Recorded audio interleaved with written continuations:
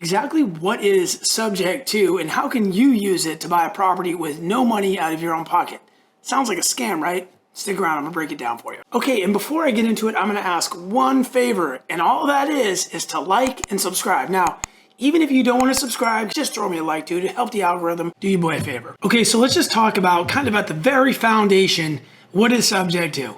It's basically when a seller is selling the property and the person who's buying it, instead of them cutting a check for the property, they're basically just taking over the current mortgage payment that's already in place. So think of it as if you were selling your car to somebody. Instead of that person going out and getting a loan and bringing you that money, what they might do is just start making payments on the financing you already have in place. I can see the wheels turning a little bit, so you're probably asking yourself, why would anyone want to sell their property to somebody they don't even know and allow them to make the payments on that mortgage? Seems totally unreasonable. Where would you even find a person like this?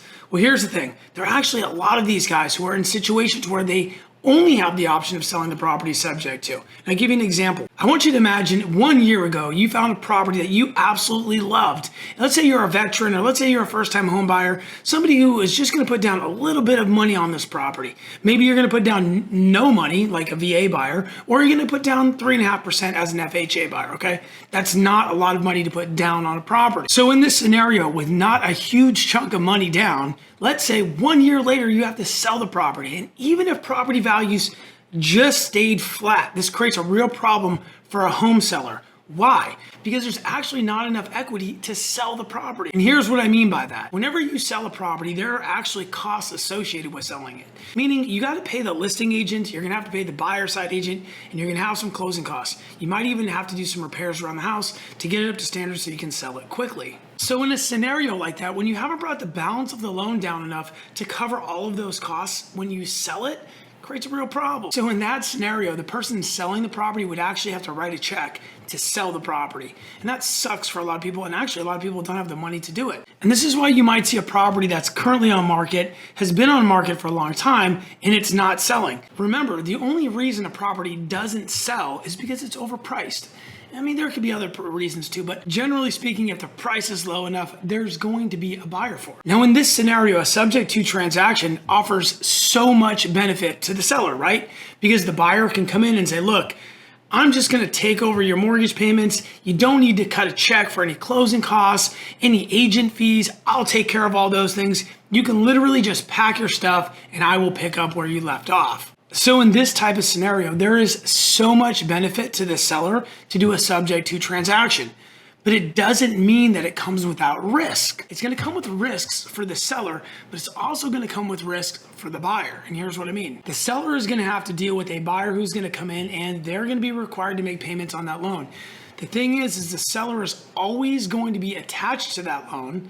And if the buyer defaults or doesn't make the payment on the mortgage, that's going to ding their credit. It's not a great thing. And there are some things that you can put in place to kind of protect the seller. You can put some money in a specific type of account that in the event a payment is not made, the money gets pulled from that account and the payment is made, but it still creates the problem of who's going to make the payment the next month. And at that point, the seller would need to determine whether or not they want to take possession of the property again. And in some scenarios, that's actually a great thing because they're now taking possession of a property with a mortgage balance that has been paid down over time by the buyer. So that could be a good thing, especially if the property was sold in a foreclosure type situation, meaning the seller is in a foreclosure and the buyer comes in and pays all the arrears, brings the loan up to date. But here's the thing, the buyer also has risks. So one of the biggest risks for the buyer is if the bank finds out the property's been sold to the buyer, but the mortgage is still in the seller's name, the bank can actually call the note due. And what that means is the bank can say, hey man, I found out you sold this property. Time to pay up. You need to pay the entire balance. And when that happens, there's actually ways to move the paperwork around in order to kind of get out of that pickle. Still creates a problem, doesn't solve a lot of things. And this is actually a liability for the buyer, in my opinion, because the buyer is going to come in with money. They're going to come in, they're going to pay some money to the seller, they're going to pay closing costs, they maybe are going to furnish the property. That's going to cost money.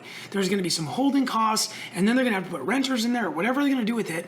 And having the note call due is a problem for the buyer, because now the buyer has invested money in this project, and they've got to figure things out really quick. And one way to get around this, if you're a seller in this type of transaction, is to put a 3-year balloon on the terms. Meaning, look, I will let you make payments on my current property, my current mortgage for 3 years. And after 3 years, you got to pay this thing off, which means that you got 36 months to figure out some financing on how to buy this property using somebody else's money and get me the heck out of this thing. So doing a 3-year balloon down the road a lot of times really helps the seller to maybe get out of their pickle, but also gives the buyer an opportunity to kind of step in, acquire their rental property, and do that without credit checks or banks involved. So it's a win-win for both parties. And I can tell you another area where subject to transactions are actually really great. And this is going to be for people who have properties that they're selling, maybe over $2 million, right? $2 million, $3 million, $4 million.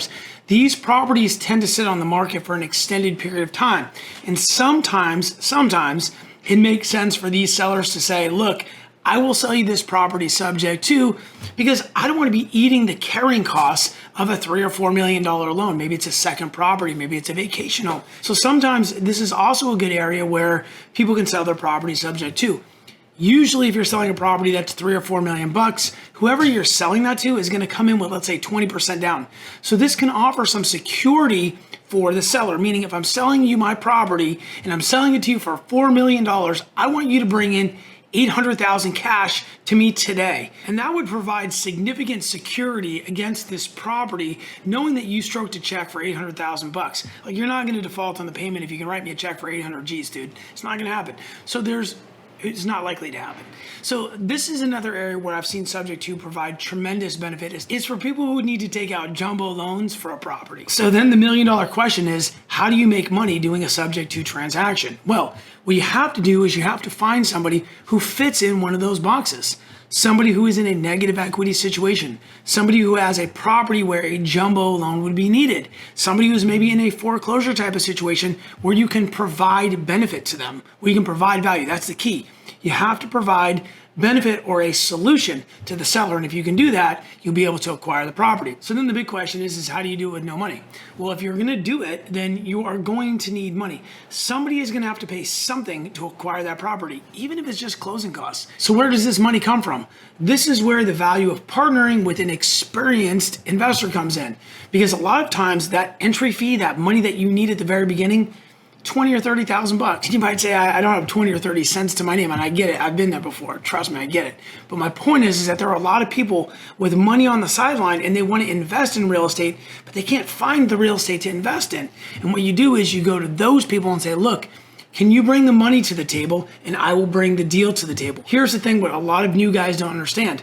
The deal is harder to find than the money. There are more people with money than there are good, solid deals. If you find a good deal, the money will show up. Just go into some Facebook groups and look for some private money lenders. You will find them. I have a great deal. I need funding. This is what the return profile looks like. You bring the money, I'll bring the deal. We both win. And this is how people buy properties with no money. They just use somebody else's money. So here's the ticket. You've got to bring the deal to the table. Okay, that's your part in all of this. And if you don't know how to do that, then yeah, you can go watch some YouTube videos and maybe stitch some things together, but it's going to be really tough, man. You're going to be watching videos, you're not going to have any idea what to do. So what I would recommend doing is taking either a free course or a paid course. Of course, I have a paid course. It's relatively inexpensive. If you don't want to do it, fine, you don't have to, but at least take a free course. Take a course on how you can find deals. And if you can find the deals, then you can get the money and you can finally start making money in real estate. If you have any questions, put them in the comment section. Listen, don't forget to like and subscribe. Hope you all have an amazing day. God bless.